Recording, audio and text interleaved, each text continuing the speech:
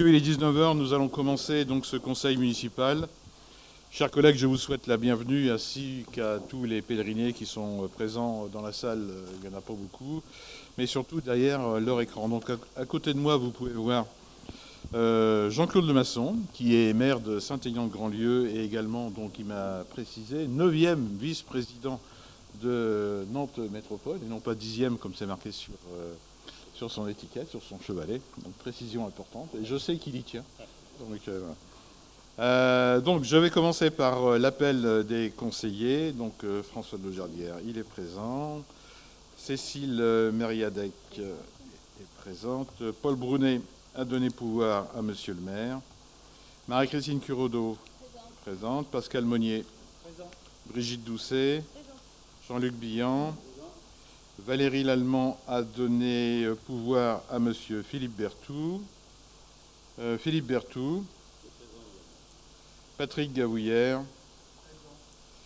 Monique Serrault. Patricia Théier. Jean-Luc Lécuyer. Jackie Plénaud. Anna Lecause a donné pouvoir à Brigitte Doucet. Sylvia Brizard a donné pouvoir à Patricia Théier. Thibaut Goupil, Adélaïde Fourage, Thomas Lecam, Virginie Merlet, Mathilde Kerfourne a donné pouvoir à Cécile Mériadec, Jean-Michel Moussu, Christian Dréan, Emmanuel Labarre, Nicolas Lécureuil, Anne Pérez, Christelle Delerue, Jean-Luc Michonneau, et Madame Paquet a donné procuration à Monsieur Michonneau. Très bien. Le secrétaire de séance sera Thibaut Goupil. Je le remercie de prendre cette fonction. Et on va commencer tout de suite donc, par la présentation du rapport 2023 de Nantes Métropole, donc par Jean-Claude Lemasson, donc maire de Saint-Aignan, comme je vous le disais, 9e vice-président de Nantes Métropole en charge de la proximité. Allez, à toi, Jean-Claude.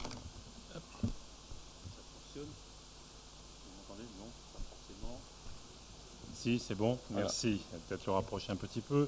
Merci, monsieur le maire, cher François, de m'avoir invité en votre compagnie pour évoquer le rapport annuel d'activité 2023. Il est vrai que nous sommes en novembre 2024, donc le temps a un peu passé, mais j'imagine que vous avez pris connaissance de ce rapport qui est disponible sur le site de la métropole nantaise et qui a été adopté, ce rapport, le 27, lors du Conseil métropolitain des 27 et 28 juin 2024. Si vous ne l'avez pas encore pris connaissance, je vous invite à le faire. Je vous propose d'intervenir il y aura une intervention en 4 temps. La première par moi-même, la dernière par François de Laujardière, votre maire, pour les sujets qui concernent plus directement votre commune, ce qui s'est passé sur votre propre territoire.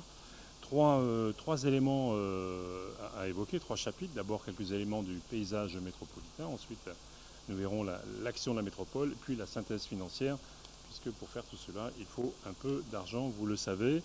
Je ne vous ferai pas l'injure de présenter la cartographie qui suit, puisque vous la connaissez bien, mais bon, il est bon de rappeler que nous sommes 24 communes, et pour intervenir sur l'ensemble de notre territoire, puisque nous sommes 684 000 habitants, au 31 décembre 2023, il y avait 3 949 agents en équivalent temps plein, c'est la slide qui suit, pour traiter des compétences que vous connaissez aussi, qui sont des compétences obligatoires pour la plupart d'entre elles, et quelques compétences facultatives que vous avez sur l'image suivante, notamment on voit ici sur l'élaboration et la gestion du programme d'action foncière, par exemple, une disposition plus dense sur ce mandat que elle n'était au mandat précédent et qui est pilotée aujourd'hui par notre voisine, je vais le dire comme ça, puisque Laure Bélier, maire de Brin,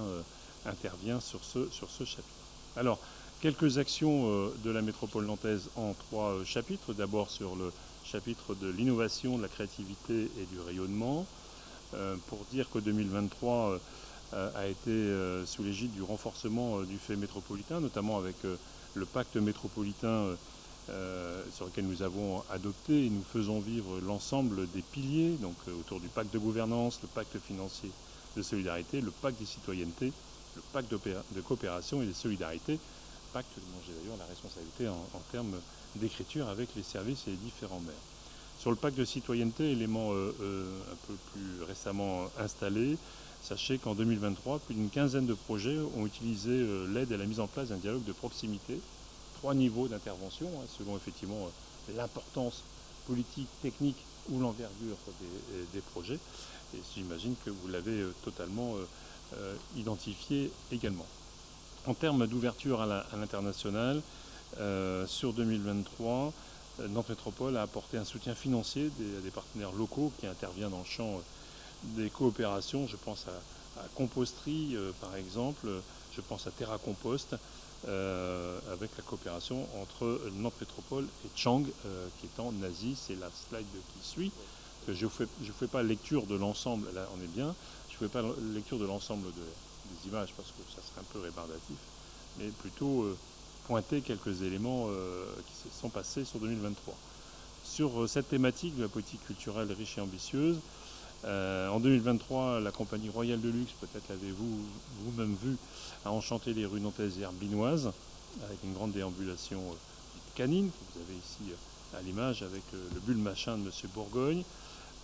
400 000 personnes sur 3 jours. C'est presque autant que le Vendée Globe.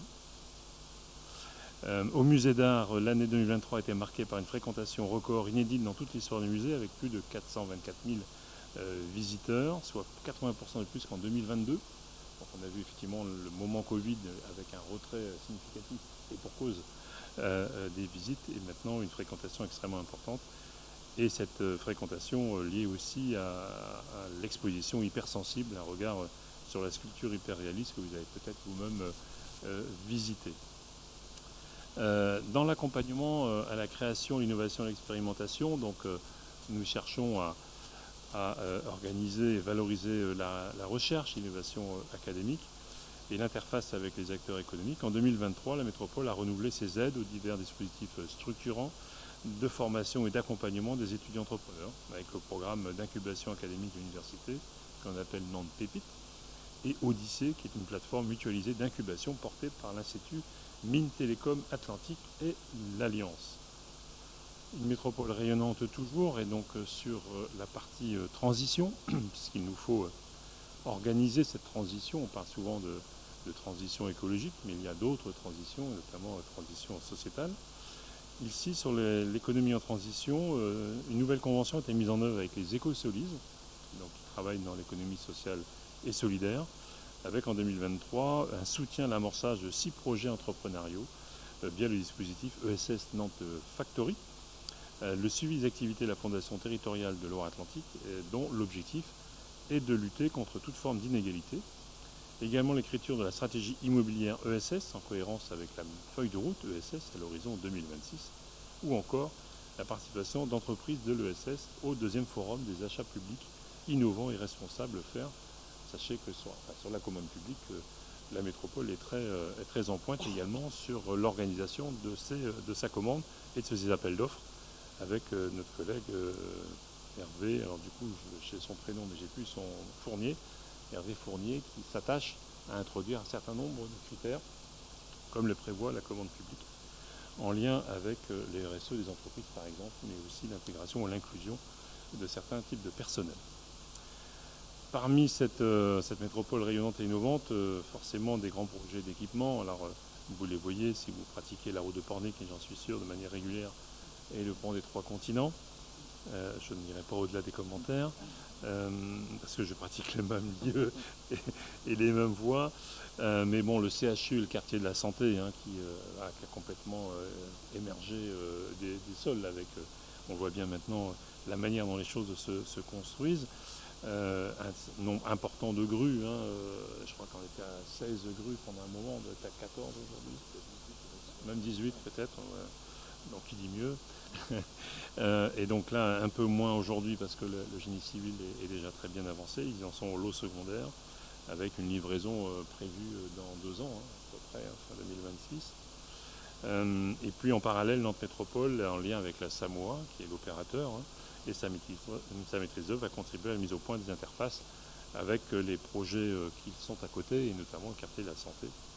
Et peut-être avez-vous vu que le quartier République a été inauguré, au moins par la présidente, il y a quelques jours. Alors, s'agissant du bien vivre ensemble et de la solidarité, nous avons quelques éléments à évoquer. Et la problématique du logement, que vous connaissez bien évidemment. Le nouveau PLH pour 2019-2025 a confirmé un objectif de 6 000 logements neufs par an pour la période que je viens d'évoquer. Mais depuis 2019, nous constatons un fort ralentissement de la production de logements, qu'elles soient logements sociaux ou logements privés. Plusieurs raisons à ça. Bien évidemment, la rareté du foncier, la cherté de la construction, l'évolution significative des taux d'intérêt, par exemple, la multiplicité des recours qui retardent les projets. Et dans ce paquet-là, on y rajoute la succession ou la superposition d'un certain nombre de normes qui ne facilitent pas les sujets. Ça fait partie de ce qui est évoqué par le nouveau gouvernement. Et j'espère que de nouvelles dispositions seront prises pour accélérer les choses. Depuis 2020, donc, on n'arrive plus à atteindre ces 6 000 logements. En 2023, nous en étions à 3 696, ce qui est un peu plus de la moitié des objectifs qu'on s'était fixés. Sachez que pour la période précédente, 2015-2018, nous étions à 6 672 en moyenne, ce qui montre effectivement les écarts extrêmement importants en termes de production, qui forcément retardent notre capacité à intégrer et à répondre aux nombreuses sollicitations, plus de 34 000 demandes aujourd'hui en souffrance de logements sociaux. Parce que là, je parle de logements confondus. Logements sociaux, bien évidemment, sont en nombre aussi important. Le fonds de relance a été mis en place avec 20 millions d'euros qui a été fléché au bénéfice de la production. Nous verrons ou pas, si vous m'invitez, cher ami, l'année prochaine, mais que ce fonds a été bénéfique puisque 1400 ou 1600 logements ont été sortis d'affaires, si je puis dire, qui n'arrivaient pas à sortir, ont pu être boostés. Donc c'est très efficace. On se mobilise aussi pour l'égalité des territoires et notamment au regard du contrat de ville qui a été porté 2024-2030. Voilà, merci. 500 acteurs ont été mobilisés pour écrire ce contrat qui constitue un cap commun, un espace de mobilisation des différents partenaires pour améliorer la vie des 55 000 habitants des 15 QPV, des quartiers prioritaires de la ville que compte la métropole. Il n'y en a pas qu'à Nantes, à Saint-Herblain, il y en a à Rozay, à Ordo par exemple. Ce nouveau contrat est l'aboutissement d'un travail collectif et donc c'est une cause sans féliciter qui amène quelques objectifs nouveaux. On lutte contre les inégalités sociales, la pauvreté et l'isolement. De la stratégie pauvreté au pacte des solidarités, c'est ce qui a prévalu sur ce mandat. Un outil donc, de travail en partenariat avec l'État.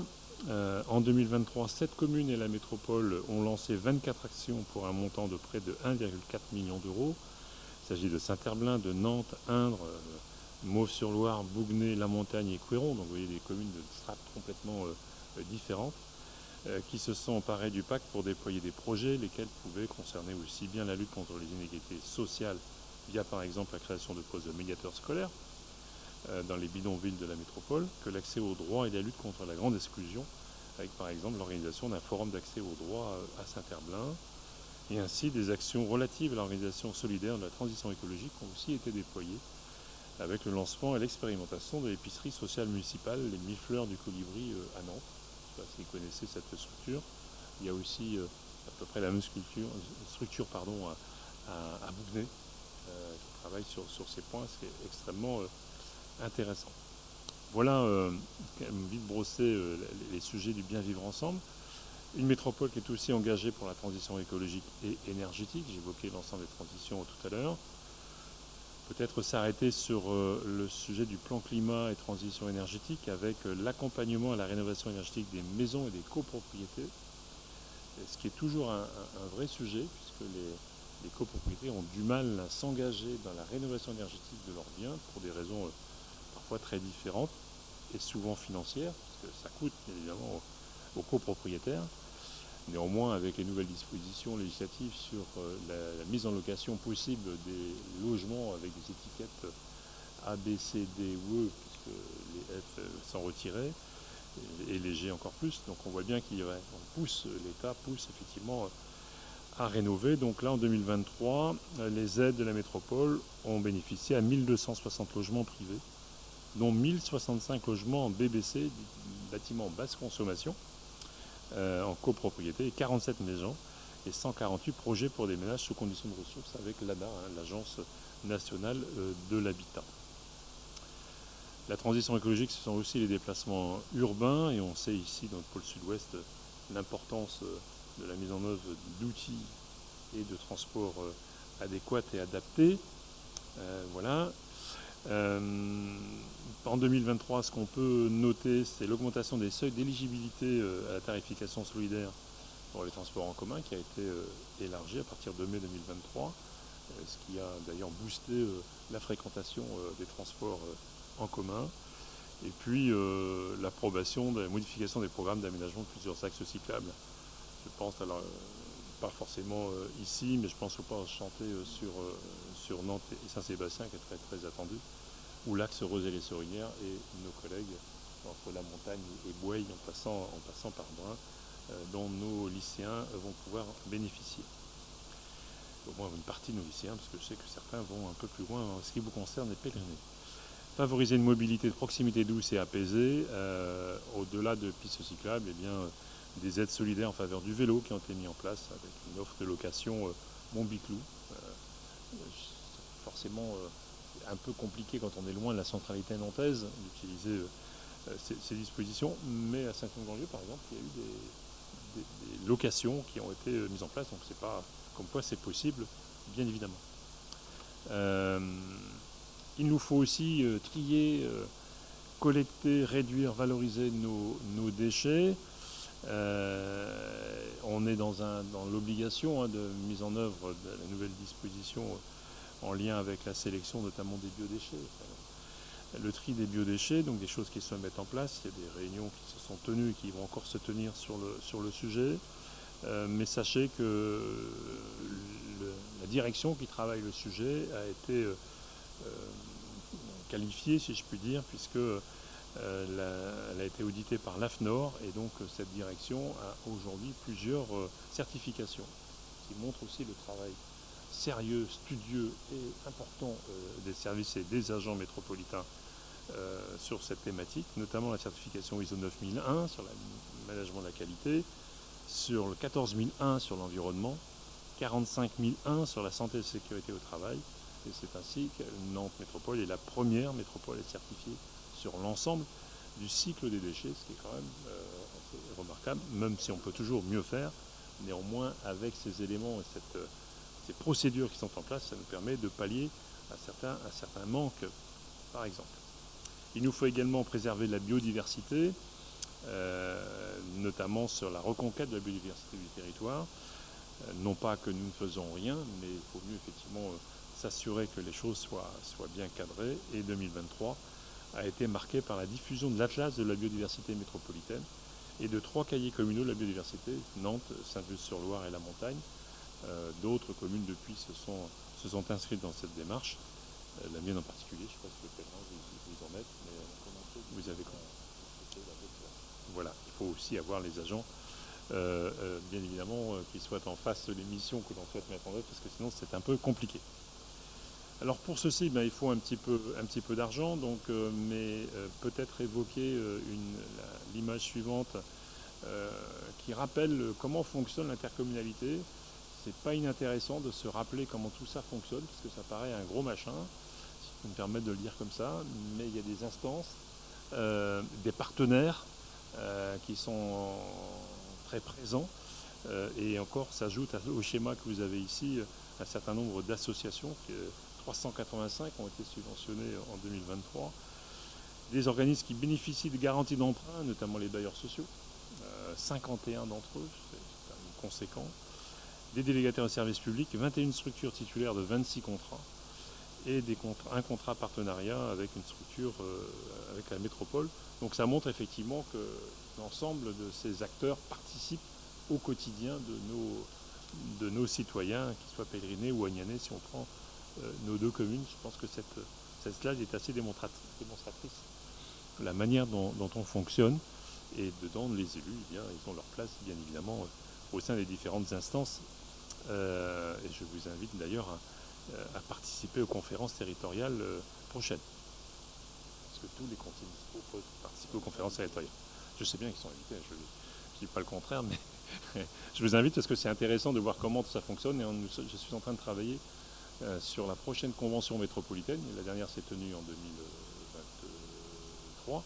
Donc on devait le tenir en 2021, mais le Covid n'a pas pu le faire. Nous étions 354 sur 778 élus municipaux. Et la prochaine aura lieu en 2025. Et la date n'est pas encore arrêtée, mais on y travaille. Alors, comme je disais, il faut un petit peu de sous, donc quelques slides. Alors, je ne vais pas forcément vous les détailler, mais je pourrais essayer de répondre à vos questions, comme pour les précédentes. Simplement pour dire que l'année 2023 illustre la stratégie financière et préserve les équilibres financiers de la collectivité. Donc, il y a une feuille de route qui a été calée, avec une progression globale des recettes de fonctionnement de plus 5,72%, et qui est quasiment égale à l'évolution des dépenses de fonctionnement de 5,95%. Alors, en pourcentage, c'est quasi égal. En valeur absolue, c'est un petit peu supérieur en recettes par rapport aux dépenses de fonctionnement, ce qui est toujours regardé de près pour éviter l'effet ciseau qu'on connaît bien dans le montage des budgets des collectivités. Vous avez ensuite un tableau qui présente les besoins de financement et les comparaisons par compte administratif, peut-être en vous disant que les recettes de fonctionnement 2023, tout budget confondu, vous savez qu'il y a plusieurs budgets, entre le budget général, les budgets annexes, notamment l'eau, l'assainissement, les stationnements, les transports et autres, les déchets. Donc tout budget confondu, donc 1,130 milliard, j'ai pas fait d'erreur cette fois-ci, parce que chez vos collègues de notre commune, j'ai mis 1 million seulement, donc c'était un peu court. 1,130 milliard, et les dépenses qui s'élèvent tout budget confondu à 1,403 million, ce qui veut dire qu'on a recours à l'emprunt au-delà de l'autofinancement, bien évidemment. Eh bien, parce que je parle d'emprunt, l'endettement est le suivant, tout budget confondu au 31 décembre 2023, il est de 1,60 milliard, 61 millions, donc un peu en évolution par rapport à 2022, pour donc 1551 € par habitant. Mais la capacité de désendettement est de 4 ans tout budget, encore très éloigné du seuil qu'on s'était fixé au début du mandat de 10 années maximum. C'est quelque chose qui risque d'évoluer sur les 2 dernières années du mandat, parce que d'abord le gouvernement nous demande de faire des efforts, si tant est qu'on n'en faisait pas déjà. Je ferme la parenthèse. Néanmoins, ça va quand même nous priver d'un certain nombre de recettes, et voire même nous ponctionner sur des recettes. Ça vaut pour la métropole, ça vaut pour le département, pour la région, vous l'avez sans doute suivi. Ça vaut aussi pour 3 communes les plus grosses de la métropole, je pense à Nantes, à Saint-Herblain et à Rezé. Donc il va y avoir une ponction non négligeable. Vous avez sur la slide suivante la répartition des dépenses et des recettes en budget principal, budget annexe et épargne brute. Donc une épargne brute de 262 millions d'euros. Et puis en recettes, vous avez donc le budget principal et les budgets annexes qui vous sont proposés ici. Sur la slide suivante, il y a un éclaté de quelques éléments, notamment peut-être évoquer que 425 millions concernent les dépenses d'investissement hors remboursement de la dette, ce qui est important de le préciser. Donc on investit, c'est de la métropole est une EPCI qui investit. Donc, évidemment, elle a du fonctionnement, mais elle est là pour investir. L'image suivante est assez intéressante, par contre peut-être pas très lisible, mais c'est une forme de camembert qui permet d'identifier la répartition en fait des dépenses d'investissement par politique publique. Et on voit bien que la politique publique principale, grande consommatrice des financements, ce sont les mobilités. J'ai souvent plaisir à dire à Bertrand Affilé, qui est en délégation et mobilité, qu'il est le plus gros consommateur, puisque 350 millions quand même sur le mandat, ça va très très loin, bien évidemment. ici. Et puis peut-être en grande masse pour boucler cette présentation ici, les indicateurs suivants avec cette répartition. Alors, il y a beaucoup d'éléments, mais vous dire que l'épargne nette était de 78,5 millions d'euros contre 96,4 en 2022, que les fonds de roulement est de 17,6 millions d'euros. J'ai évoqué la capacité des endettements donc est de 4,1, elle était de 3,9 années en 2022 et de 4 ans tout budget confondu contre 4,1 en 2022. Et enfin, la dernière slide, là aussi ce sont des éléments qui sont intéressants que peut-être vous pratiquez dans vos magazines, cher François, mais qui donnent à voir effectivement pour 100 euros de recettes, quelle est la répartition et qu'est-ce qu'on fait avec ces 100 euros. Voilà comment on les dépense. C'est une image qui est assez intéressante aussi, une autre manière de lire le budget. Voilà, je passe la main pour la partie plus locale. Plus locale, merci Jean-Claude de cette présentation sur la métropole. Donc le petit focus sur le pôle sud-ouest et sur donc la commune du Pèlerin. Donc le pôle sud-ouest, c'est un peu plus de 55 000 habitants. Les dépenses en fonctionnement, c'est 6 300 000 euros et en investissement, c'est 6 700 000 euros. Alors après, les synthèses de l'activité, alors là, je le dis un petit clin d'œil, je l'ai précisé à Jean-Claude tout à l'heure, ça fait au moins 3-4 ans que je précise à la métropole que les deux photos ne concernent pas la commune du Pèlerin. La première, c'est Arcadius, vous avez reconnu Arcadius qui est sur la commune de Rouen. Et la seconde, vous avez également reconnu la maison éclusière de Frosset. Voilà. Donc, dans ces cas-là, autant mettre le bac. On sait que le bac est au Pèlerin. Même si on prend en photo celui d'Indre, c'est pas un problème. On a toujours le bac. Voilà. Plus sérieusement, oui. J'espère que le vice-président pourra faire remonter, le 9e vice-président pourra faire remonter l'information. Très bien. Concernant les voiries et espaces publics, donc les principales opérations ont été les travaux périphériques Chêne-Vert-Croix-Hubin et également le lancement des études d'aménagement de la place du commandant L'Herminier. On a également les visites annuelles des ouvrages d'art, murs et ponts, donc un petit point sur les ponts. Donc le département est en train de remettre à niveau. Je dirais, aller faire un tour, c'est relativement intéressant. J'ai été hier de voir comment on peut reconstituer du béton. C'est incroyable. Et ils sont en train de remettre à niveau ce pont qui est tout au bout du canal, le pont de Buzet, et qui sera donc après redonné à la métropole. Donc il y a eu des traitements à réparation de mobilier d'éclairage, la rénovation des plâtelages donc sur le quai Provost et différentes actions également. Après, en termes d'habitat, urbanisme, environnement, donc vous avez concernant le Plume, donc l'animation du réseau ADS Sud-Ouest par le pôle.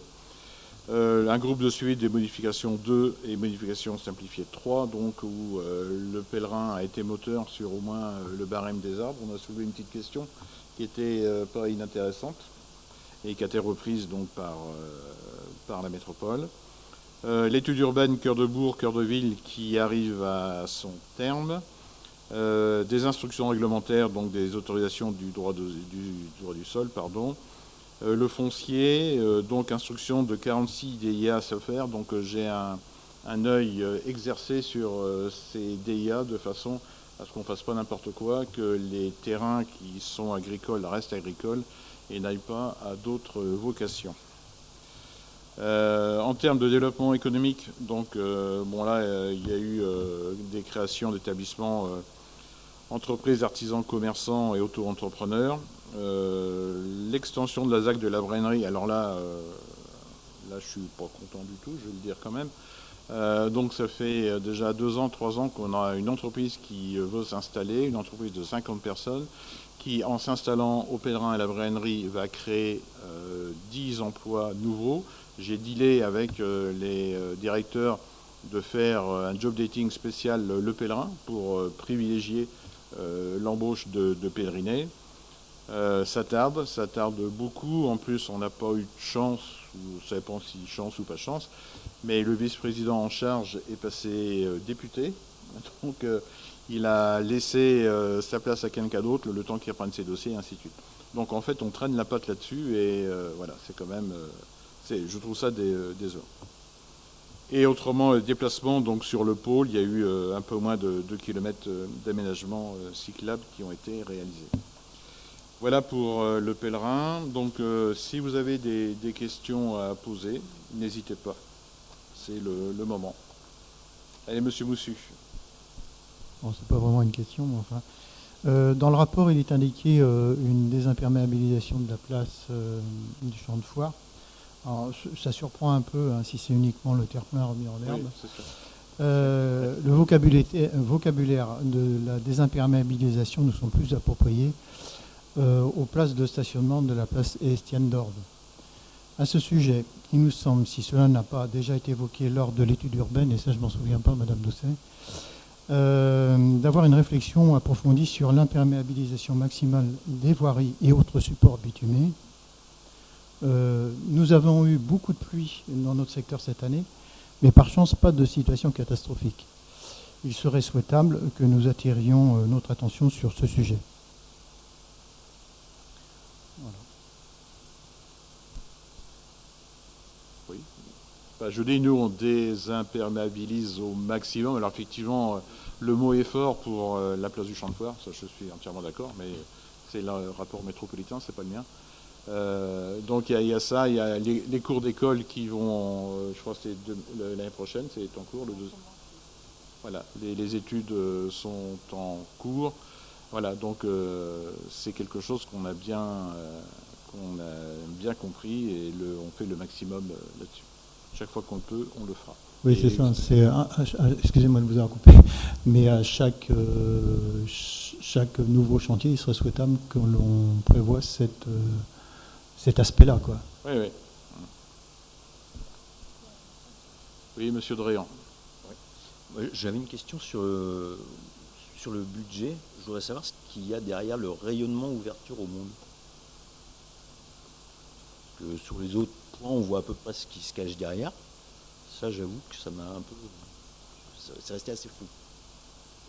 Ah oui, oui, oui. C'est assez simple, effectivement, à expliquer. Donc, vous savez que, ou peut-être pas totalement, mais que la métropole nantaise est jumelée avec un certain nombre de villes européennes, par exemple, que je pense à Hambourg. Seattle, Jacksonville. Je pense plus récemment à... C'est Montréal. Okay. C'est Montréal. Qui intervient aussi avec Anthony Berthelot, notre collègue d'Indre, sur des programmes de coopération spécifiques, notamment avec le développement des programmes pour faire en sorte qu'un certain nombre de personnes puissent accéder à l'eau. Si je cite ces éléments-là, ça nous donne aussi à voir les choses. Et puis on a aussi, en termes d'enseignement supérieur, on a un institut d'accueil des étudiants étrangers, à côté de Sopin. Donc tout ceci participe. Alors, je ne sais pas exactement vous dire bien évidemment comment les choses sont classées dans les ordres budgétaires, mais ça vous donne à voir effectivement de quelle manière la métropole rayonne à l'international et inversement, si je peux me permettre de le dire comme ça. Et on a une infrastructure internationale sur notre territoire qui est malheureusement ou heureusement, selon comment on voit les choses, basée sur notre territoire. Je pense à l'aéroport de Nantes-Atlantique, qui a des relations internationales très fréquentes, et on le voit d'ailleurs notamment l'accueil d'un certain nombre de touristes ou de participants au congrès. Les congrès à la Cité des Congrès à Nantes ou les dispositions au parc des expositions à la Beaujoire font partie aussi du rayonnement. Enfin, l'élément de réponse, si je peux le dire comme ça. Autre chose, autre questionnement? Écoutez, apparemment tu as été très clair. Non, mais c'est dans les temps. Non, en plus, très bien. Non, c'est bon. Écoutez, il me reste plus qu'à te remercier. Et puis, peut-être à l'année prochaine, même sûrement, pourquoi pas. Voilà. Donc, un petit clin d'œil quand même à Monsieur Michneau.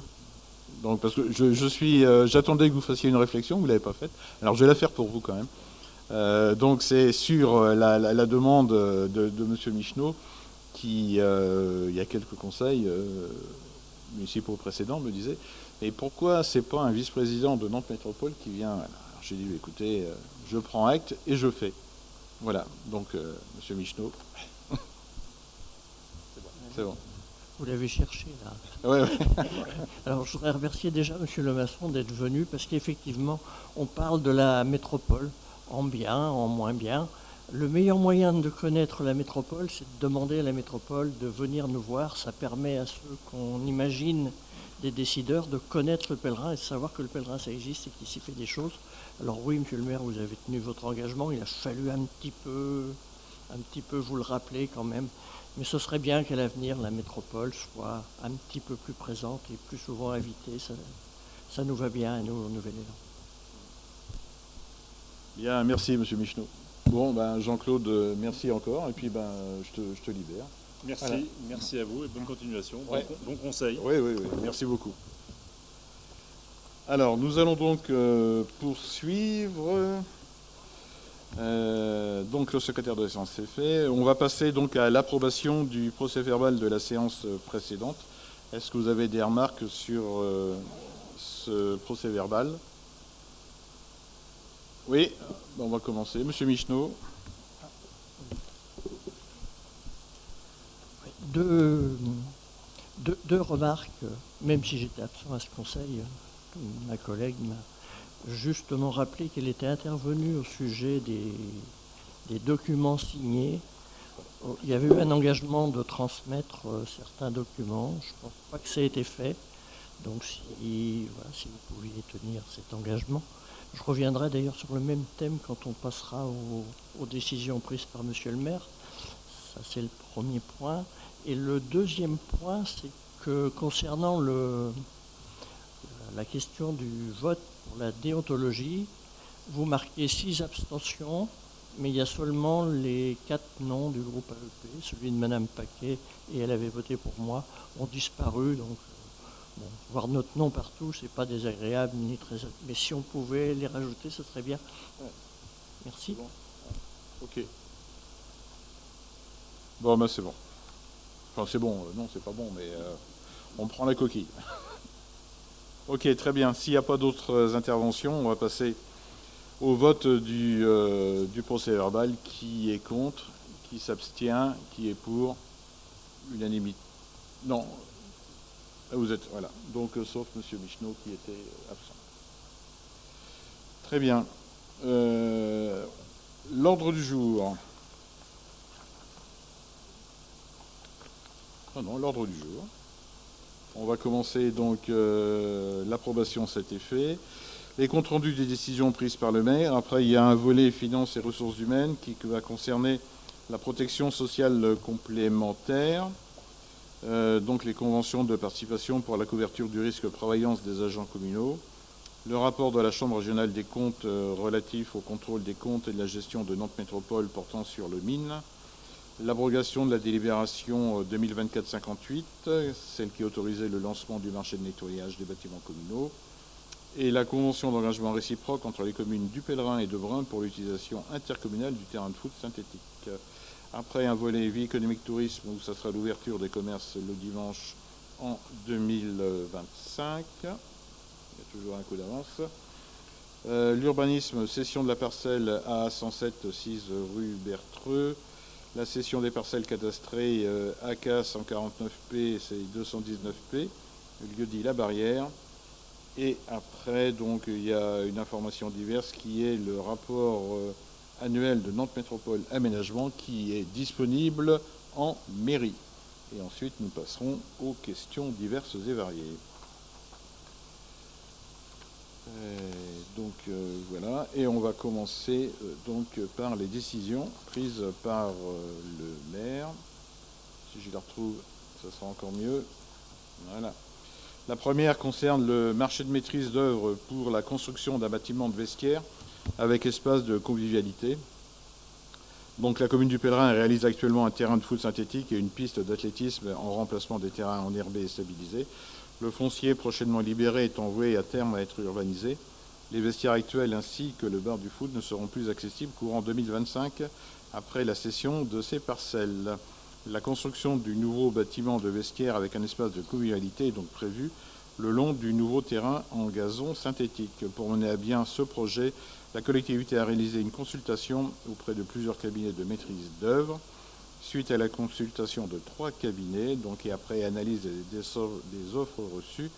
Donc nous avons décidé de conclure avec l'entreprise Oxa Architecture, 6 à Valette, pour un montant TTC de 43 680 €. Voilà. Le marché est conclu pour les montants maximaux hors taxes indiqués et les crédits nécessaires au règlement du marché sont inscrits sur l'opération 116 terrain sportif du budget et suivant. Monsieur Labarre.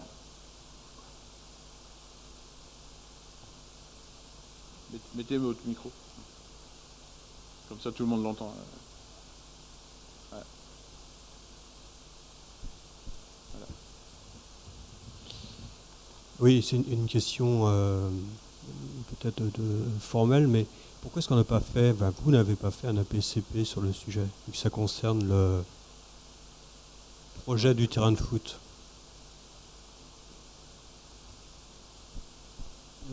Pourquoi faire une APCP? Puisque c'est dans le cadre de l'AP pôle du pôle sportif. Donc il n'y a pas besoin de créer une AP particulière. Non, dans ce cas-là, de faire une modification. Non, pourquoi?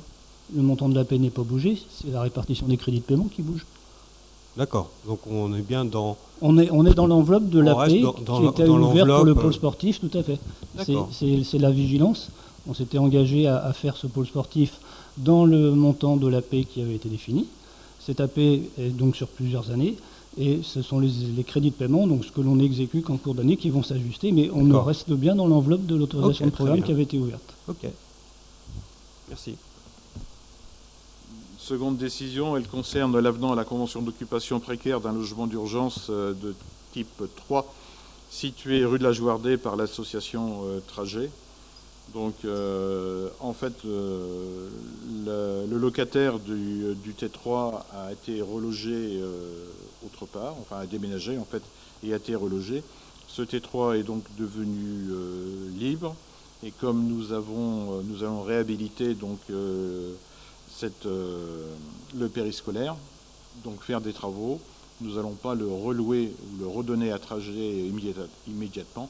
Mais on va faire les travaux et il sera redonné, donc ce T3 plus le T2, entièrement rénové donc à l'association de Trajet.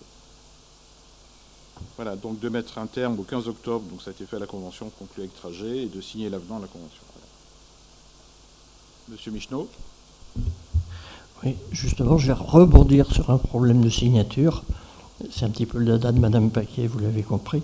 Le document que vous nous avez envoyé est signé par l'association Trajet, mais pas par vous. Oui. Écoutez, je vais le faire devant vous. Voilà, c'est signé. Voilà, c'est juste une histoire de forme, mais je vais bientôt travailler au contrôle de légalité à la préfecture. Donc. C'est bien, on aura nos entrées, c'est bon, ça sera bien. Merci de votre vigilance, Monsieur Michneau.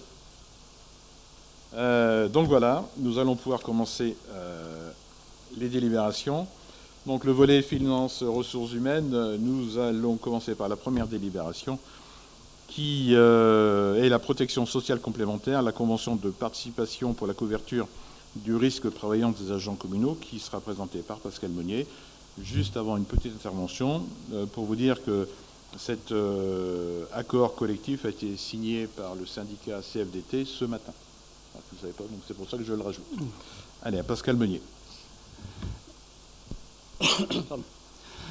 Donc sur cette délibération concernant la protection sociale complémentaire, je vais commencer par remonter au conseil municipal du 25 mars dernier, qui, par délibération et après avis favorable et à l'unanimité du CST, avait donné mandat au centre de gestion de Loire-Atlantique en tant que coordonnateur du groupement de commandes et qui avait 2 missions, l'organisation, la conduite et l'animation du dialogue social au niveau régional en vertu des dispositions d'un accord collectif national portant en réforme sur la protection sociale complémentaire dans la fonction publique territoriale, mais également avait pour mission de réaliser une mise en concurrence d'organismes d'assurance pour la couverture du risque de prévoyance des agents. Donc ainsi, les centres de gestion et les organisations syndicales ont engagé un processus de négociation qui a abouti à un accord collectif en date du 9 juillet 2024. Et donc également, les centres de gestion et les organisations syndicales ont lancé une consultation au niveau régional pour être en mesure de proposer aux employeurs publics territoriaux l'adhésion à des conventions de participation et la souscription au contrat d'assurance collective de prévoyance complémentaire adossé. Alors, un petit rappel déjà pour expliquer qu'est-ce que la prévoyance, je vais le faire de manière simple. La garantie prévoyance complémentaire permet le maintien de la rémunération d'un agent en arrêt, puisque lorsqu'un agent est en arrêt, il ne conserve son plein traitement que pendant une... Alors je vais mettre comme ça. Est-ce que c'est bon comme ça? Donc la prévoyance, ça permet le maintien de la rémunération d'un agent qui est en arrêt, puisque ce dernier ne conserve son plein traitement que pendant une durée définie selon la nature de l'arrêt de travail. Et après, il ne perçoit qu'un demi-traitement. Donc le contrat vient permettre de compléter ce demi-traitement. Donc la mutualisation des risques qui a été organisée au niveau régional permet de garantir aux agents un accès aux garanties sans considération d'âge, de sexe, de catégorie et sans questionnaire de santé préalable. Et ça permet également un niveau de couverture adapté par rapport pour les collectivités publiques et également un taux de cotisation négocié et maintenu pendant 3 ans. Donc ça a été choisi au niveau régional. Pour autant, chaque collectivité, et pour adhérer définitivement à ce dispositif, il convenait de choisir le niveau de couverture à adhésion obligatoire pour l'ensemble des agents, garantissant ces risques d'incapacité temporaire de travail et invalidité, à hauteur soit de 90% ou 95% des revenus. Voilà. Et de définir la participation de la commune à la cotisation, tout en indiquant qu'elle ne peut pas être inférieure à 50%. Pour ce qui est de cette participation de l'employeur, et suite aux discussions avec les représentants du personnel, il a été accepté une participation employeur modulée selon le salaire. Et donc il a été retenu une prise en charge de la cotisation par la commune à hauteur de 70% pour les revenus bruts inférieurs ou égaux à 2100 €, 60% pour les revenus bruts compris entre 2100 et 2500 € et 50% pour les revenus bruts supérieurs à 2100 €. Et ça, c'était pour un maintien de la rémunération à hauteur de 90%, et donc qui engendre un taux de cotisation de 1,93% du revenu brut. Le choix de 90% a été arrêté après consultation des agents par les représentants du personnel et a été accepté à l'unanimité lors du CST du 30 octobre dernier. Pour information, par rapport aux agents qui ont été consultés, 57% des agents étaient pour une couverture à 90%, alors que 42% étaient pour une couverture à 95%. Donc, il convient également de préciser que les agents ont la possibilité d'adhérer à des options, perte de retraite consécutive à une invalidité, décès et maintien du régime indemnitaire pendant des périodes de plein traitement en congé longue maladie, congé longue durée ou congé grave maladie. L'avis du CST en date du 30 octobre a été formalisé par un accord collectif local signé le 31 octobre, venant entériner le caractère obligatoire de l'adhésion des bénéficiaires et les éventuelles dispenses d'adhésion, leur choix de régime au regard des niveaux de garantie proposés et le taux de cotisation et la répartition des cotisations entre les bénéficiaires et l'employeur. Voilà, monsieur le maire, sur ce dossier. Très bien, je rajouterai, pour une fois c'est moi qui vais parler dessous, donc c'est un budget supplémentaire entre 15 000 et 17 000 € pour l'année prochaine. Alors, je peux éventuellement compléter. C'est une décision qui s'impose aux collectivités. Donc c'est effectivement, ça va dans le certainement bon sens, parce que les agents souvent ne se rendent pas compte qu'être en arrêt maladie, très rapidement, ils sont en demi-traitement. Et il faut impérativement avoir une couverture. Et actuellement, c'était facultatif. Simplement, en obligeant ça, il y a des gens qui n'avaient pas de couverture. Donc malgré tout, aussi, ces agents vont aussi avoir un coût supplémentaire. La collectivité a un coût supplémentaire. Les agents qui n'avaient pas de contrat ont un coût supplémentaire. Donc c'est pour ça que ça nous a incité à accepter la répartition par niveau pour effectivement avoir une participation plus forte pour les agents de faibles revenus. Mais c'est à souligner, c'est une décision qui va certainement dans le bon sens, mais qui s'impose aux collectivités et aux agents, puisque c'est une adhésion obligatoire. Très bien, merci. Des questions sur cette délibération? Monsieur Michneau? Oui, vous l'avez dit, c'est une décision qui aura un coût sur le budget fonctionnement de la commune.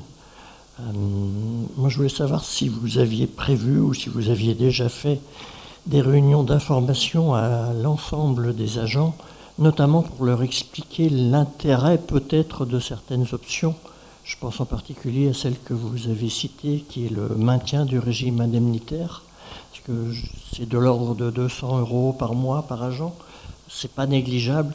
Alors, peut-être on aurait pu aller plus loin pour que les agents aient la possibilité de prendre ces options, souscrire ces options. Est-ce que vous avez prévu au moins des réunions d'information? Alors, on a laissé libre cours, donc, je crois qu'on l'a traité sur 2 ou 3 CST, cet accord, et on a laissé libre cours donc aux représentants du personnel pour gérer tout ce qui était en termes de communication. On les a aidés, on leur a donné tout ce qu'ils souhaitaient, et c'était à eux donc d'aller vers les autres agents pour les avertir ou les mettre au courant de tout cela, de toutes les possibilités qu'il pouvait y avoir. Non, et c'est ainsi, c'est les représentants du personnel qui ont fait également donc le décompte des personnes qui souhaitaient entre 90 et 95%, qui ont fait le sondage.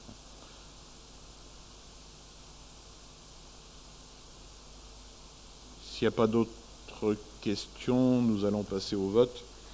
Donc le conseil municipal est invité à adhérer à la convention de participation pour la couverture du risque de prévoyance et au contrat collectif adhésion obligatoire afférent aux bénéfices de l'ensemble des agents de la commune du Pèlerin. Autorisé à souscrire la garantie de base à adhésion obligatoire à hauteur de 90% du revenu net des agents en cas d'incapacité temporaire de travail ou d'invalidité à effet au 1er janvier 2025. Autoriser la commune à participer financièrement à la cotisation des agents conformément à l'accord collectif local à hauteur de donc une participation employeur de 70% pour les revenus bruts inférieurs à 2100 €, une participation de l'employeur de 60% pour les revenus bruts compris entre 2100 et 2500 € et une participation de l'employeur de l'ordre de 50% pour les revenus bruts supérieurs à 2500 €. Autoriser Monsieur le maire à prendre toutes les mesures administratives, financières et techniques nécessaires à l'exécution de la présente délibération et notamment à signer la convention. Qui est contre? Qui s'abstient? Qui est pour? Cette délibération est donc adoptée. Merci. Délibération suivante, donc elle concerne le rapport de la Chambre régionale des comptes relatif au contrôle des comptes de la gestion de Nantes Métropole portant sur le transfert du marché d'intérêt national, le mine de Nantes à Rosé. Donc je vais vous lire donc la synthèse du contrôle de la CRC. Donc il y a 3 recommandations. La première, avant de vous lire, d'exposer les 3 recommandations de la CRC, donc elle dresse un premier lieu dans son rapport le constat suivant. Nantes Métropole est parvenue à réaliser le transfert de son mine tout en conservant ce statut et en concentrant les opérateurs agroalimentaires au sein d'un pôle métropolitain voisin du mine. Ce transfert réussi constitue une exception sur le territoire national. Il convient effectivement de souligner ce constat partagé et la réussite exceptionnelle de cette opération de transfert du mine. Donc en gros, c'est bien. Par contre, il y a quand même 3 recommandations. Et pour la petite histoire, les rapports de la Chambre régionale des comptes sont toujours présentés en fin de conseil métropolitain au niveau de la 50e, 51e délibération, quand tout le monde en a un petit peu ras-le-bol. Donc la recommandation numéro 1, donc, elle porte sur la création au plus tard en 2025 d'un budget annexe pour l'affermage du mine conformément à l'instruction budgétaire et comptable M4. Alors, est-ce que je vais vous lire simplement les recommandations. Si vous voulez, le rapport sera disponible en mairie. Je pense que tout le monde a lu les recommandations. La numéro 2, ça porte sur l'établissement sans délai d'une nouvelle grille tarifaire respectant le principe d'égalité et tenant compte de principes en libre et égale concurrence. Donc il est à souligner en premier lieu que cette recommandation omet la possibilité de moduler les tarifs pour certaines catégories spécifiques d'usagers, en l'espèce entre les opérateurs du mine déjà présents avant le transfert et les nouveaux occupants. Voilà. La troisième et dernière recommandation porte sur la recapitalisation de la CEMIN. Alors la CEMIN, c'est la Société d'économie mixte du marché d'intérêt national de Nantes, afin d'assurer la cohérence des capitaux propres avec la valeur du capital social figurant au passif du bilan. Voilà. Voilà ce qu'on peut dire. Alors après, il y a des recommandations mineures, mais là, comme c'est mineur, je ne vais pas vous en parler. Je vous dis, si vous voulez l'entièreté ou la synthèse du contrôle, il est disponible en mairie. Est-ce que vous avez des questions sur cette synthèse de la Chambre régionale des comptes? Non. Si on n'a pas, écoutez, donc le Conseil municipal est invité à prendre acte de la communication du rapport d'observation définitif de la Chambre régionale des comptes relative au contrôle des comptes de la gestion de Nantes Métropole au titre de l'année 2012 et suivante au contrôle des comptes de la gestion de l'OMA et de la CEMIN pour les années 2016 et suivantes, portant sur le transfert du mine de Nantes à Rezé. Prendre également acte que ce rapport a été présenté et qu'il a donné lieu à un débat au cours de la présente séance. Un débat ou pas. Donc on a pris acte. Écoutez, c'est parfait. Délibération suivante. Donc c'est l'abrogation de la délibération 2024-58 du 30 septembre 2024 autorisant le lancement du marché de nettoyage des bâtiments communaux pour 2025-2026. Cette abrogation est présentée par Jean-Luc Bihan. Bonsoir à toutes et à tous. Donc la délibération 2024-65 abroge et remplace la délibération 2024-58 du 30 septembre 2024. Sur demande de la préfecture de Loire-Atlantique, aucun montant estimatif pour le marché n'étant indiqué dans la précédente délibération. Le marché de nettoyage des bâtiments communaux actuels arrive à son terme au 31 décembre 2024. Le marché est décomposé en deux lots, à savoir lot numéro 1, entretien des locaux et fourniture de produits consommables adaptés. Lot numéro 2, entretien de la vitrerie.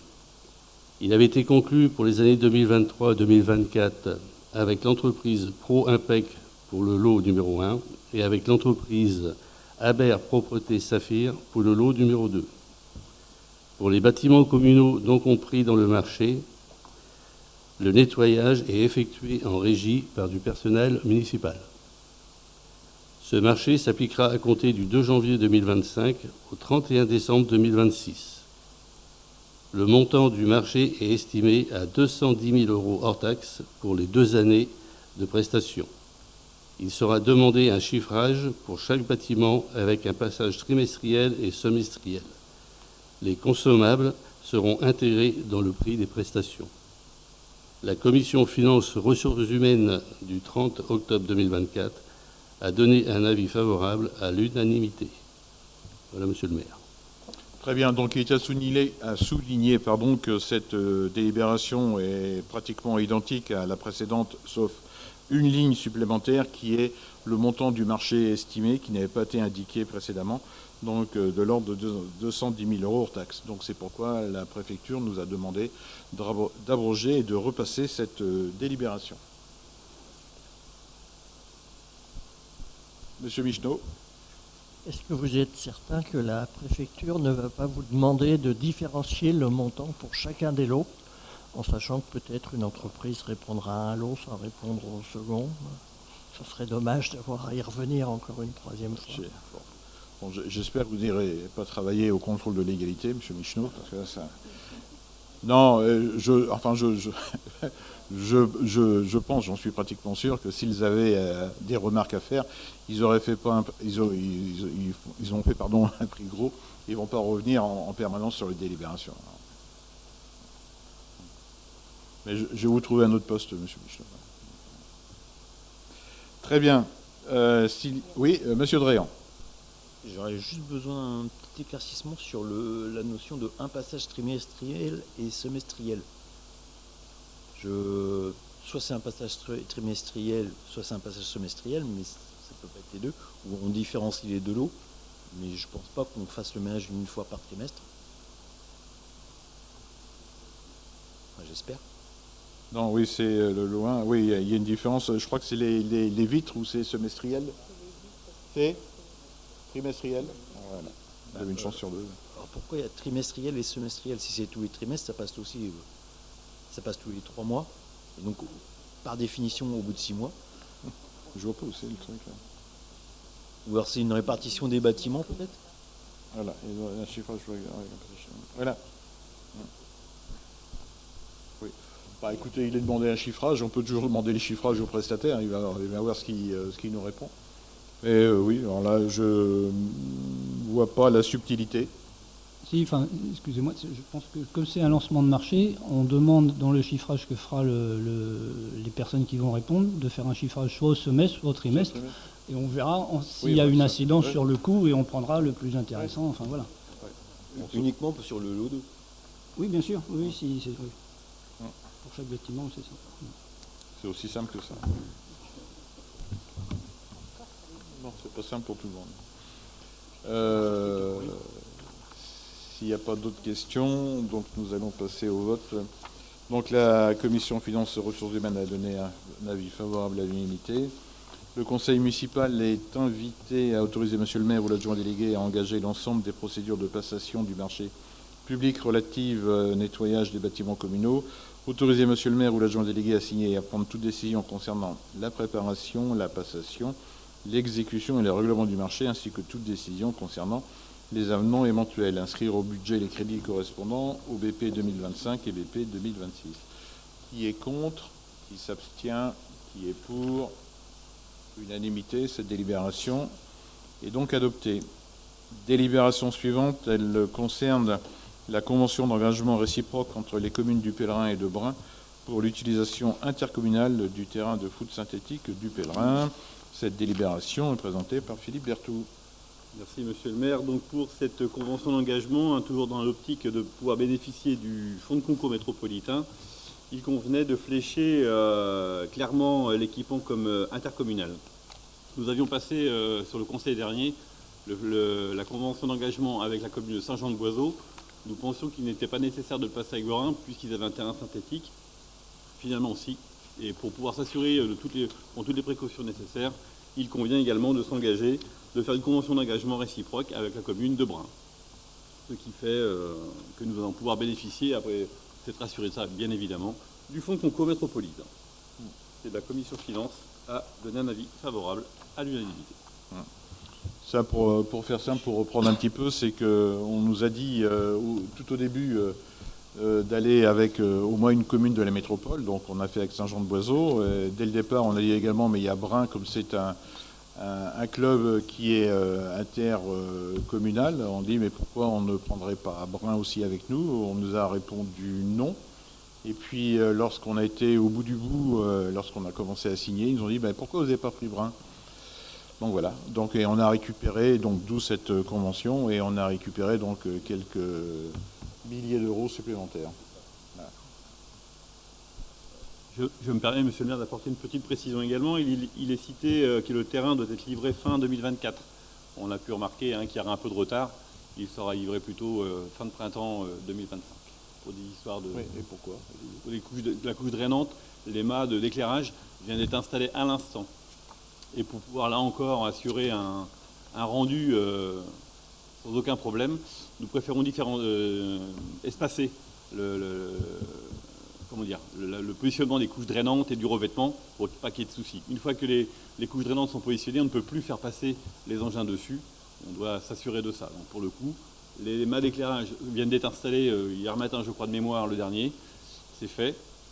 Et les couches drainantes seront positionnées dès que la température sera plus adaptée, à savoir plutôt au début de printemps. Voilà. Et il faut un temps de séchage et ainsi de suite, de mise en place, pour que le rendu soit parfait. Très bien. Des questionnements sur cette délibération? Monsieur Moussu. Alors, donc, il est tout à fait logique que la commune de Brin et de Saint-Jean-de-Boiseau ne participe pas à l'investissement que représente la construction du nouveau terrain de foot. Toutefois, quelles sont les raisons pour lesquelles la commune de Brin sera exemptée pendant 10 ans de participation aux frais d'entretien? Pour information, la commune de Nantes pèse 60 000 € par an pour l'entretien d'un de ses terrains synthétiques, information datant de quelques années d'ailleurs. Cela représente donc 600 000 € sur 10 ans. De plus, dans cette convention, on n'est pas cité la commune de Saint-Jean-de-Boiseau. Pour mémoire, 82 licenciés viennent de Brin, 99 de Saint-Jean-de-Boiseau, 128 donc du Pèlerin et 174 d'autres communes.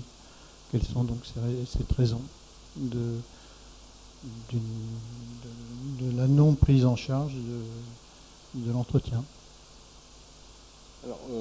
ou du futur contrat d'entretien?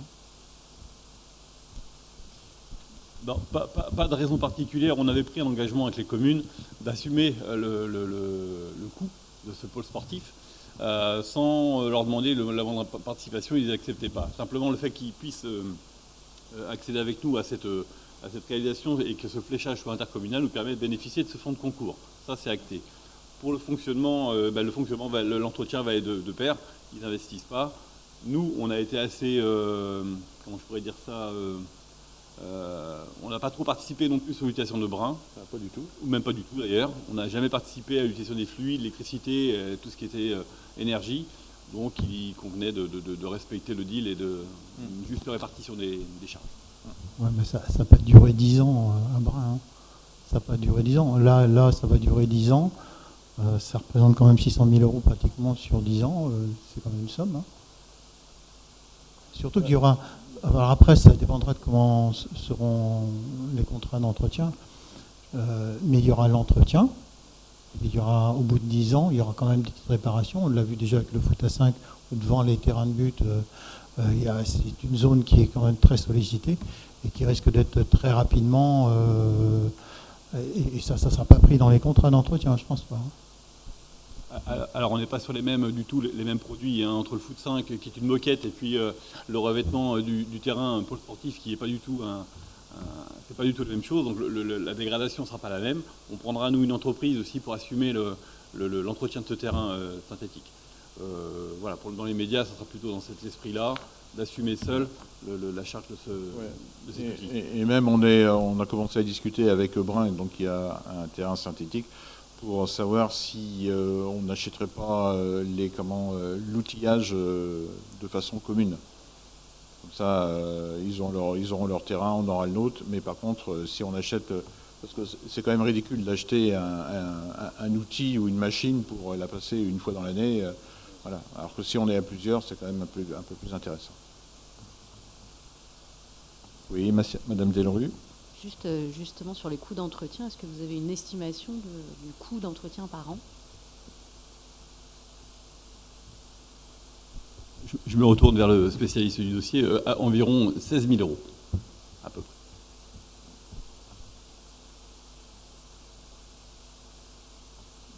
S'il n'y a pas d'autres questions, nous allons passer au vote. Après que l'avis de la commission Finances Ressources Humaines a donné un avis favorable à l'unanimité, donc le conseil municipal est invité à émettre un avis favorable sur les termes de la convention d'engagement réciproque entre les communes du Pèlerin et de Brin pour l'utilisation intercommunale du terrain de foot synthétique du Pèlerin. Autoriser monsieur le maire ou l'adjoint délégué à prendre toutes les mesures administratives, financières et techniques nécessaires à l'exécution de la présente délibération, et notamment à signer la convention. Qui est contre? Qui s'abstient? Ah, pardon, je vais trop vite. Qui est contre? Monsieur Labarre. Qui s'abstient? Monsieur Moussu. Qui est pour? Le reste du monde. Okay. Un volet vie économique et tourisme. Donc c'est le marronnier de l'année, comme il y en a beaucoup. Ça concerne l'ouverture des commerces le dimanche en 2024, mais là il y a une erreur, c'est 2025 je pense. C'est toujours, il y a toujours, voilà, c'est ça, pour l'année 2025, voilà, c'est ça, il y a toujours un coup d'avance. Donc, c'est donc sur la base des accords passés entre les partenaires sociaux du territoire que les commerces de la métropole nantaise ont été autorisés ces dernières années à ouvrir exceptionnellement certains dimanches. Le dialogue territorial a abouti à un accord entre partenaires sociaux et acteurs du commerce pour l'année 2025. Le présent accord concerne les commerces du centre-ville et centre-bourg ainsi que les magasins de proximité. Les commerces à prédominance alimentaire de plus de 400 m² sont gérés par un autre accord prévu par le Code du travail.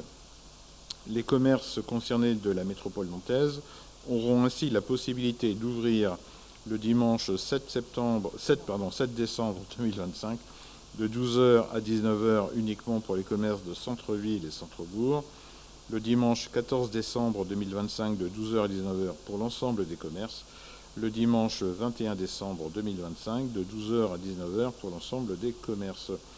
Ces ouvertures devront néanmoins respecter les conditions légales stipulées dans l'accord territorial sur le travail des salariés des commerces le dimanche à Nantes Métropole du 23 septembre 2024, cette fois-ci, annexé. Avez-vous des questions? Oui, Monsieur Gavouillère. Additionnellement, je m'abstiens toujours pour cette ouverture des commerces le dimanche, parce que par principe, je trouve que ce n'est pas forcément la journée la plus pertinente pour faire ses courses. Bon, voilà. Mais compte tenu du fait qu'on a de moins en moins de commerces de proximité, et ils ont de plus en plus de mal à vivre, je sais pas, je pense aux quelques commerces alimentaires qui seraient susceptibles d'être ouverts le dimanche. Je voterai, cette année, je voterai pour. Voilà. Parce qu'il y a besoin d'aider ces commerces. Ouais, bon. C'est enregistré, oui, c'est l'élémentaire, pas trop concerné. D'autres questions, d'autres interventions? S'il n'y en a pas, nous allons passer au vote. Le conseil municipal est invité à émettre un avis donc à l'ouverture des commerces de détail de la commune du Pèlerin en 2025 selon les modalités énoncées dans l'exposé des motifs. Autorisez Monsieur le maire à prendre toutes les mesures nécessaires à l'exécution de la présente délibération. Qui est contre? Voilà. Madame Pérez, quand même. Qui s'abstient? Et qui est pour? Voilà. Très bien, merci beaucoup. Maintenant, le volet urbain. Donc, premier point, ça concerne la cession de la parcelle AA 107, 6 rue Aristide Bertreux, présentée par Madame Doucet. Bonsoir à tous. Donc, effectivement, nous sommes rue Aristide Bertreux. C'est une parcelle qui est c'est la parcelle qui est entourée en rouge, voilà, qui est aujourd'hui à usage de jardin. Elle fait 169 m². Et puis, depuis 2017, cette parcelle fait l'objet d'une convention d'occupation, de location au bénéfice de M. et Mme Cardin. Nous avons délibéré lors d'un précédent conseil municipal sur l'opportunité de la mise en vente de cette parcelle, qui n'avait pas franchement vocation à rester dans le giron communal. Et donc, le conseil municipal a acté le fait de l'évaluer. Donc, cette évaluation a été faite par France Domaine pour un prix de 23 490 €. Ce prix augmenté des frais d'acte a été accepté par le bénéficiaire de la convention de location qui était privilégié dans l'ordre de mise en vente. Donc, M. et Mme Cardin ont accepté cette proposition. Donc, le conseil municipal sera invité à approuver la cession de cette parcelle à 107, 169 m² pour un prix de 23 490 € et autoriser Monsieur le maire et l'adjoint délégué à signer tout document nécessaire à l'exécution de la présente délibération. la commission urbanisme a donné un avis favorable à l'unanimité. Des questions sur cette délibération? S'il n'y en a pas, nous allons passer au vote. Le conseil municipal est invité à approuver la cession de la parcelle AA107 de 169 m² à monsieur et madame Cardin pour la somme de 23 490 €, les frais d'acte étant à la charge de l'acquéreur. Autoriser monsieur le maire ou l'adjointe déléguée à signer tout document nécessaire à l'exécution de la présente délibération. Qui est contre? Qui s'abstient? Qui est pour? Unanimité. Merci. Cette délibération est donc adoptée. Délibération suivante, elle concerne la cession des parcelles cadastrées AK 149P et AK 219P au lieu-dit La Barrière, présentée par Brigitte Doucet. Donc là, nous sommes rue de Villeneuve, à l'endroit du projet immobilier de Nexity. Donc nous avons déjà évoqué ce sujet en conseil municipal, puisque c'est le 3e volet aujourd'hui de la cession. Il y a une première cession de la parcelle où se situe l'actuel CTM. Ensuite, il y a eu la cession de la 2e parcelle qui permettait un écoulement des eaux pluviales qui est matérialisé en vert sur la carte. Et en fait, au moment de la rédaction des actes, etc., on s'est aperçu qu'il y avait un tout petit bout de parcelle qui est sans doute un délaissé qui a été oublié, entre guillemets, lors de la construction du boulevard Jean Monnet.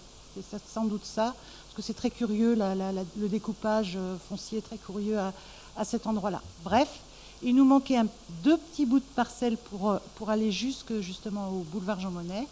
Donc les 2 parcelles en question, il s'agit de l'AK 149P, P pour partie, de 1,50 m², et la deuxième, l'AK 219P, pour 10 m².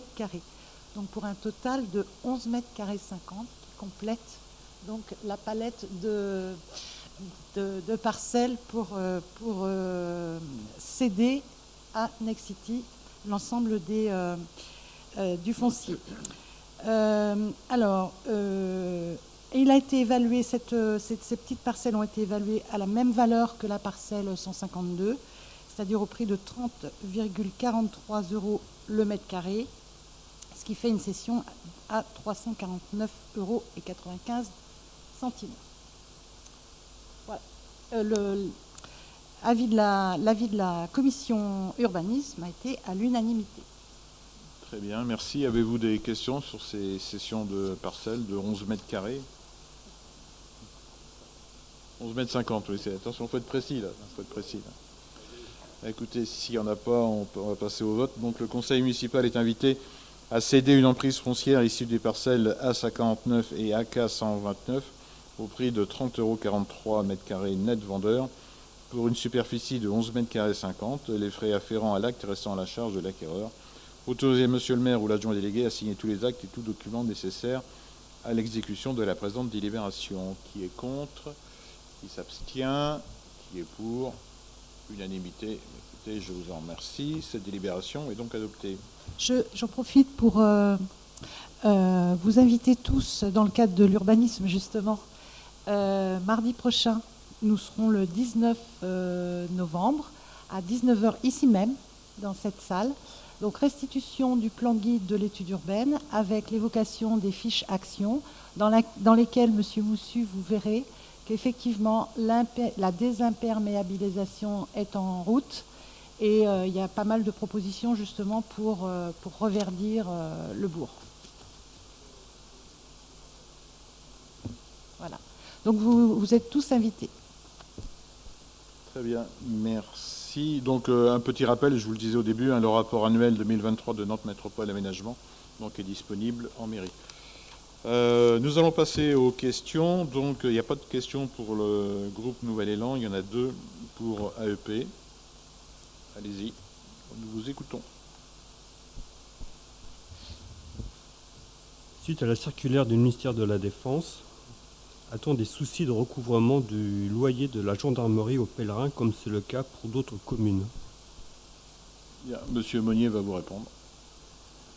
Alors, effectivement, par courrier en date du 3 octobre dernier, donc c'est assez récent, le commandant de la région de gendarmerie des Pays de la Loire nous a informé qu'en raison de difficultés de disponibilité de crédit au niveau de l'État, la gendarmerie mettait en suspens le paiement des loyers. Ces paiements reprendront dès l'obtention des crédits, mais il n'y a pas d'indication d'échéance. La situation pour la commune. À ce jour, la commune a perçu les 2 premiers trimestres, soit au total 73 306 euros. Donc il reste donc à encaisser le 3e et le 4e trimestre. Alors, est-ce que c'est un souci, une inquiétude, une fragilité pour le budget de la commune? En aucune manière.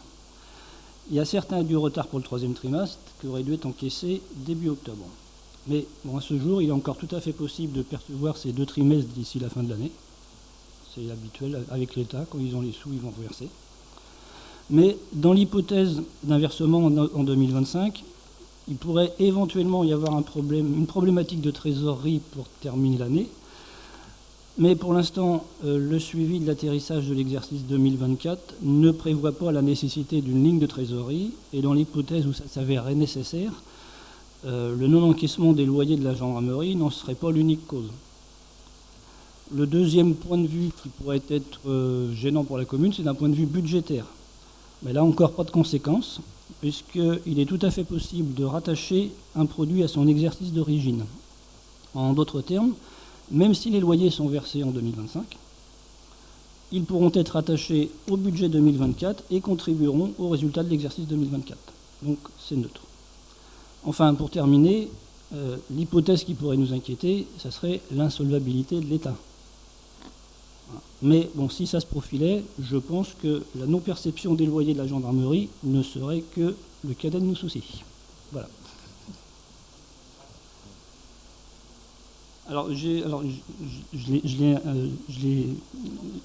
Alors, c'est 73 000 euros pour les 2, le semestre, donc le double, soit 140 000. Voilà, 140 000.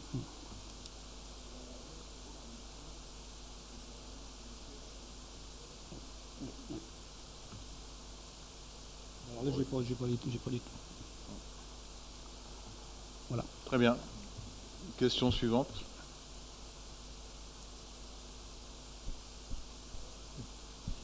Alors, donc, où en est-on du projet éventuel d'ombrière sur le parking Cassa, sachant que donc cette obligation nous incombera tôt ou tard?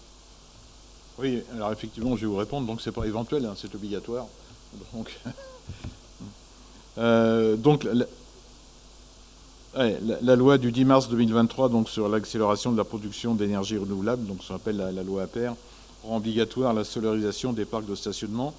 Donc, il faut qu'elle soit réalisée avant le 1er juillet 2028. Donc, pour les parkings compris entre 1500 et 10 000 m². Donc, ce qui est le cas pour le parking communal de René-Cassin, qui est juste à côté, d'une superficie de 9 926 m², très précisément. La commune du Pèlerin donc, est accompagnée par Nantes Métropole sur ce projet par un chargé de mission énergie que nous rencontrerons prochainement. Donc, c'est lui qui nous a fait la petite fiche, et afin qu'il nous donne des éléments sur les modalités de développement de ce projet ainsi que de la façon dont nous allons être accompagnés. Donc une première étude nous donne le potentiel des ombrières photovoltaïques pour ce parking. Donc surface des ombrières 1200 m², puissance des panneaux photovoltaïques 240 kW crête, la production estimée de 283,2 MW à l'année. Le coût estimé, donc 336 000 euros hors taxe. Le coût de réalisation. Les modes opératoires les modes opératoires du portage de ce projet seront soit des travaux en régie suite à un appel d'offres, donc travaux à la charge de la commune, soit un appel à manifestation d'intérêt pour un investissement communal. Ce projet pourrait être l'occasion d'avoir une réflexion globale sur la réaménagement de ce parking, la désimperméabilisation, entre autres, l'évolution du nombre de places de stationnement, etc. Donc, voilà. Dès qu'on aura, même si ça vous intéresse, je pourrais vous faire parvenir la petite fiche dès qu'elle sera complètement remplie, comme ça vous aurez tous les éléments sur ça.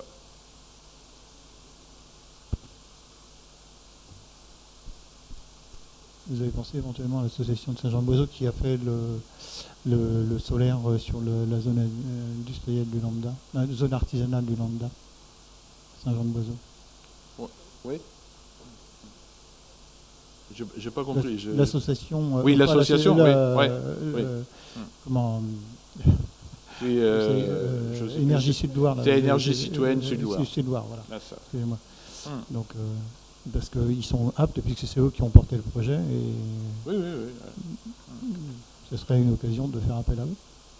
Il n'y a pas de problème, de toute façon. Si on ouvre à la concurrence, il n'y a aucun problème, ils seront consultés. Parce que là, pour le coup, sur le Lambda, c'est les citoyens qui ont, j'en fais partie d'ailleurs, qui ont investi dedans.